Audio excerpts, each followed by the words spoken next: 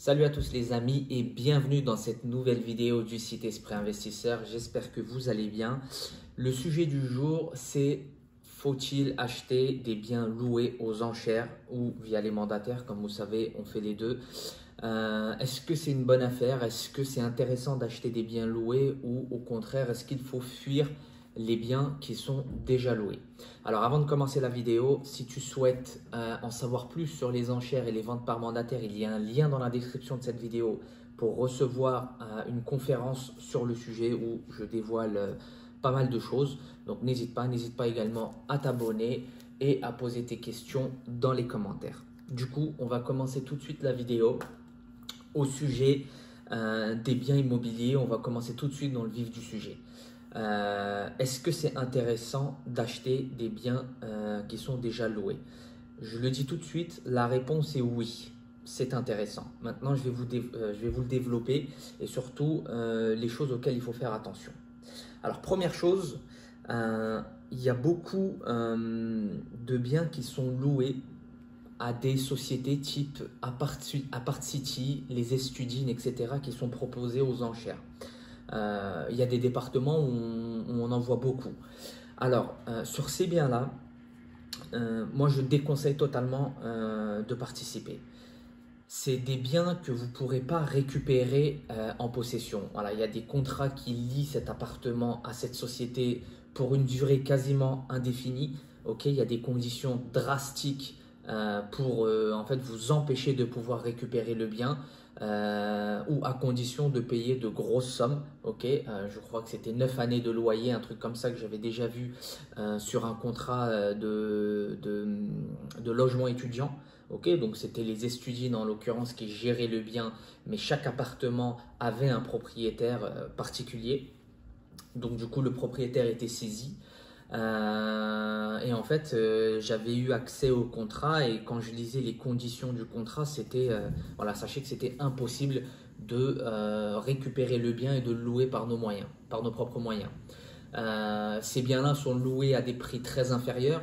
Je me rappelle, c'était un lot de logements étudiants. Il y avait, de mémoire, il y avait 6 logements étudiants. Il y a quasiment tout un niveau porte d'Aubervilliers.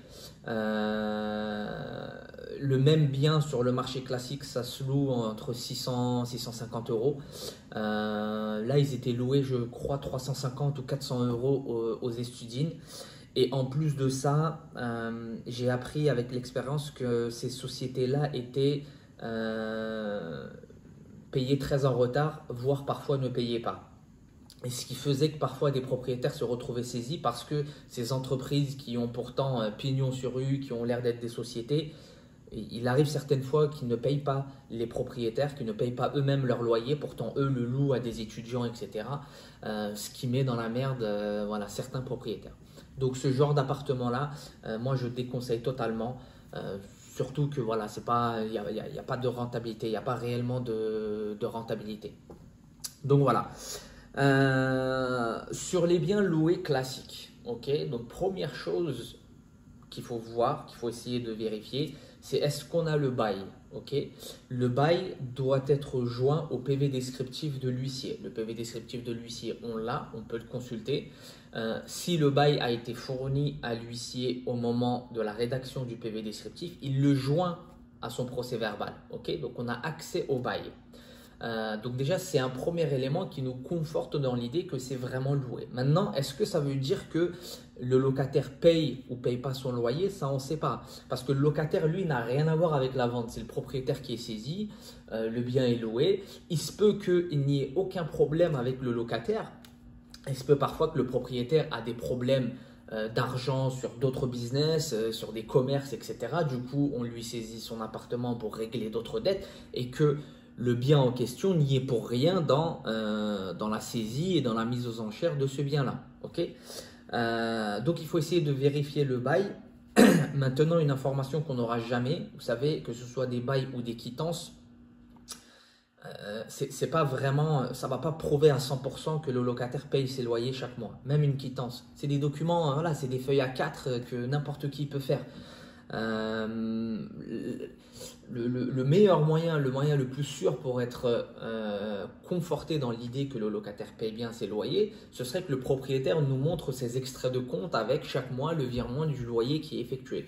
Sauf que ça, on ne l'aura pas. Donc il y aura toujours ce petit facteur risque quand on achète un bien loué aux enchères, mais forcément, c'est cet élément-là qui nous fait gagner de l'argent, acheter des biens moins chers, jusqu'à 30% en dessous du prix du marché environ. Et quand je dis 30%, les amis, il y a une chose qu'il faut distinguer, les gens qui font de l'immobilier classique ne tiennent pas compte, c'est que c'est 30% en comptant dans les dépenses les frais de notaire. Okay, une personne qui se dit ok, sur le marché classique, sur le bon coin, j'achète un bien 10% en dessous du prix du marché, ça vaut 300 000, je l'achète 270 000. Ouais, mais tu n'as pas pris en compte les frais de notaire.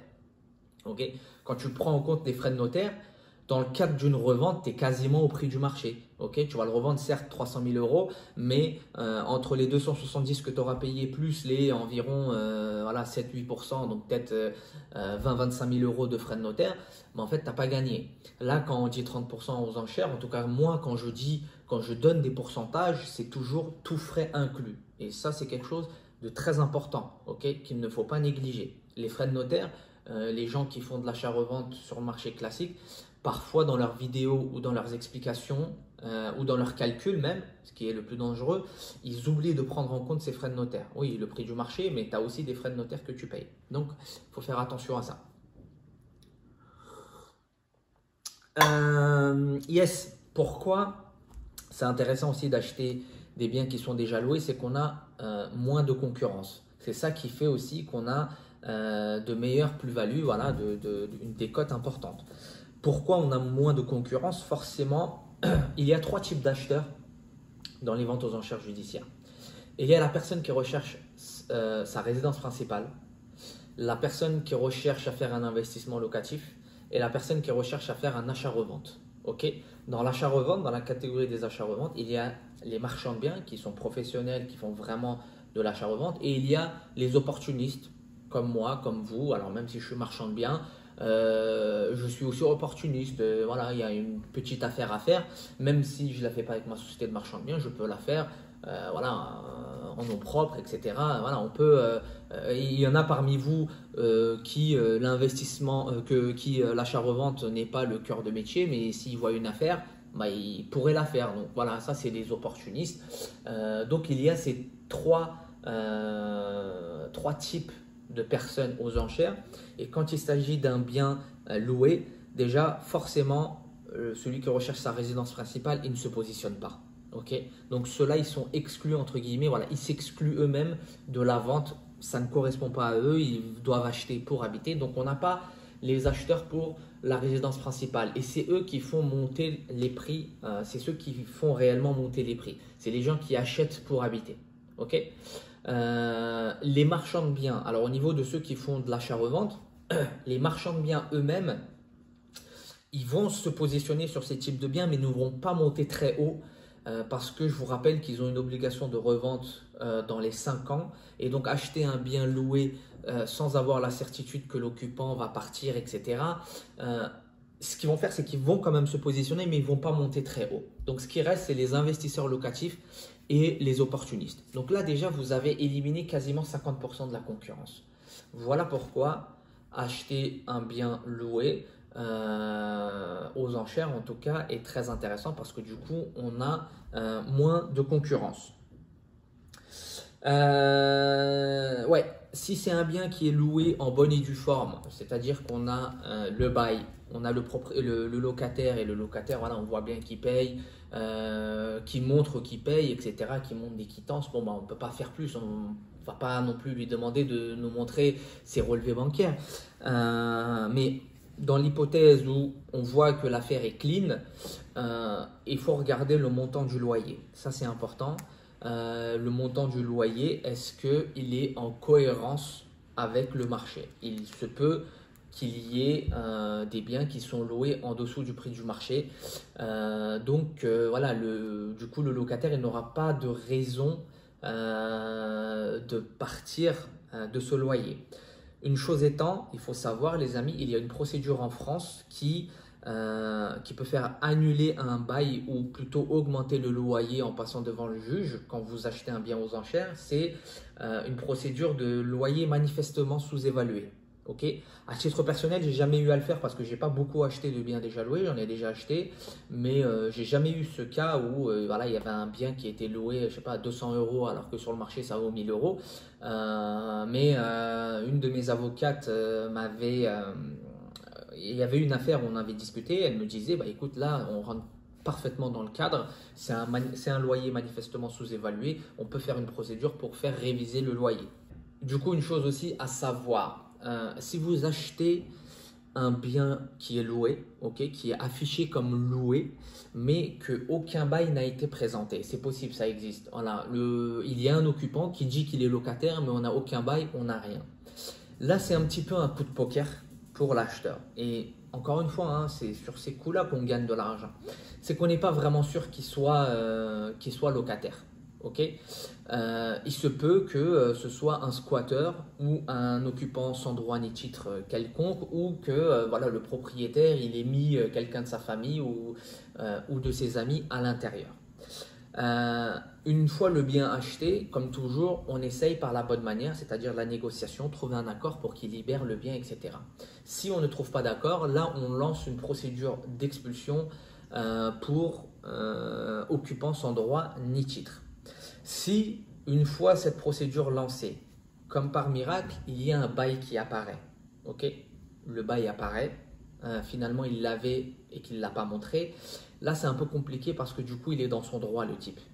Même s'il n'a pas payé quelques mois de loyer, vous n'a pas payé quelques mois de loyer, c'est pas ça qui va le faire expulser. Donc là vous allez être bloqué dans ce cas de figure-là. Okay. Et auquel cas, il faudra demander au juge que voilà, le locataire ne paye pas ses loyers, donc demander à ce que le bail soit annulé, plus demander une expulsion, le recours aux forces publiques, etc. Et donc, c'est une procédure qui est très longue. Cette procédure-là, expulser un locataire est plus longue qu'expulser un propriétaire occupant, okay, ou un occupant sans droit ni titre. Si maintenant, il ne vous a jamais présenté de bail, et que quand l'huissier va lui amener le commandement de quitter les lieux, il n'a toujours pas présenté de bail, et bien là, c'est une expulsion pour personne sans droit ni titre. Si ce n'est pas le propriétaire, il n'est même pas soumis à la trêve hivernale. Donc c'est une expulsion qui va durer environ 6 mois. Et du coup, là, vous pourrez expulser le locataire. Dernière chose à savoir sur les biens loués, et c'est la chose peut-être la plus importante à savoir, c'est dans le cas où on a un bail, ok? Donc le bien est loué et on a un bail. Il y a une chose qui est très importante à faire, les amis, c'est de vérifier à quelle date le bail a été signé.